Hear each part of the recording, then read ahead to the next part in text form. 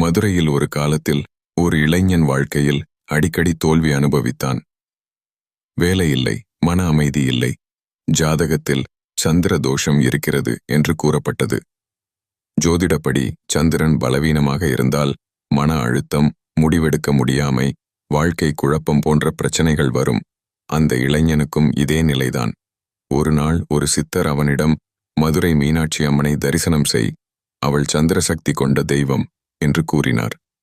அதன்படி அவன் மதுரை மீனாட்சி அம்மன் கோயில் சென்று அம்மன் முன் அமைதியாக நின்றான். அந்த தருணத்தில் அவன் மனதில் ஒரு அமைதி தோன்றியது.